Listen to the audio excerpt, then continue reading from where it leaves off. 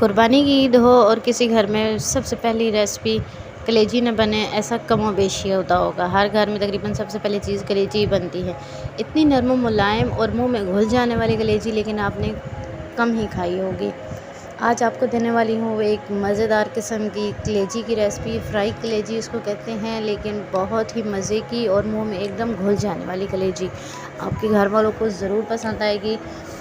इस ईद पर ये रेसिपी ट्राई करें और मुझे दुआ में याद रखिएगा। तो चलिए शुरू करते हैं अपनी कलेजी बनानी। सबसे पहले हम इसमें डालेंगे कुकिंग ऑयल और साथ ही डाल देंगे लहसुन अदरक का पेस्ट बना हुआ है तो वो डाल दें आप। मैंने फ्रेश कूटा है, लहसुन डाल रही हूँ। कुछ लोग करते हैं कलेजी की स्मेल ख़त्म करने के लिए पहले से उसको सिरके में या लहसुन के पानी में भिगो कर रखते हैं थोड़ी देर, और उससे उसकी स्मेल ख़त्म करते हैं। ठीक है, वो सारे तरीके भी ठीक हैं, लेकिन इस तरह आप बनाएं ना तो आपको कलेजी की कोई स्मेल आएगी और ना ही आपका टाइम वेस्ट होगा। बिल्कुल झटपट तरीके से बनने वाली, बिल्कुल परफेक्ट और एकदम नरम मुंह में घुल जाने वाली कलेजी आपकी तैयार हो जाएगी। बहुत ही आसान रेसिपी देने वाली हूँ आपको। वीडियो को एंड तक देखिएगा और कोई भी स्टेप मिस ना कीजिएगा ताकि आपको आसान ये रेसिपी सही से समझ आ सके। चैनल पर नए हैं तो सब्सक्राइब कर लीजिएगा ताकि अगली आने वाली भी अच्छी सी वीडियोस आप तक बर वक्त पहुँचती रहें। तो चलिए जनाब, कलेजी मैंने डाल दी है। छोटे छोटे आपने इसके तिक्के करने हैं, जितने छोटे तिक्के होंगे उतने चटपटे और मज़ेदार होंगे।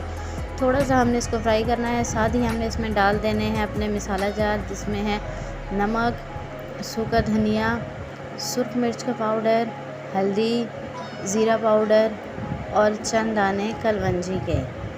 सारे मसाले डालकर हमने थोड़ा सा इसको भून लेना है और इस भुनाई में ही इसकी स्मेल ख़त्म हो जाएगी। बिल्कुल किसी किस्म की कोई स्मेल नहीं आएगी, ये मैं आपको गारंटेड कहती हूँ।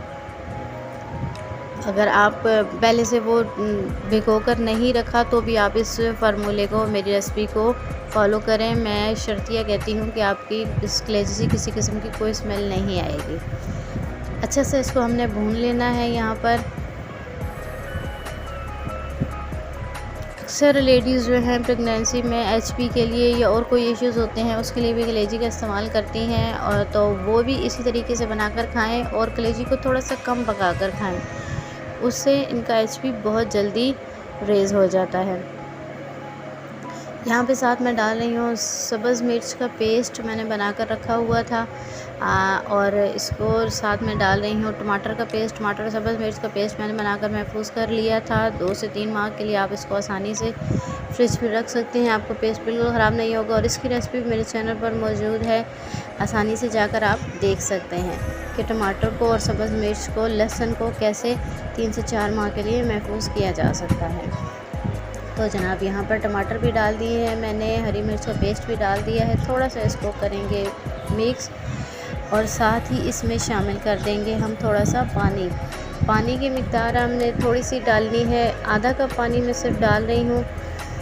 और पानी डालने के बाद हमने इसको देना है दम 10 से 15 मिनट का। बस 10 से 15 मिनट में आपकी कलेजी एकदम परफेक्ट गल जाएगी, क्योंकि हमने इसको बहुत ज़्यादा शुरू में भुना नहीं है। अगर आप इसकी भुनाई बहुत ज़्यादा करेंगे तो भी आपकी कलेजी सख्त हो जाएगी। ये टिप आप माइंड में रखिएगा कि कलेजी को जितना ज़्यादा आप शुरू में भूनते हैं आपकी कलेजी उतनी सख्त हो जाती है।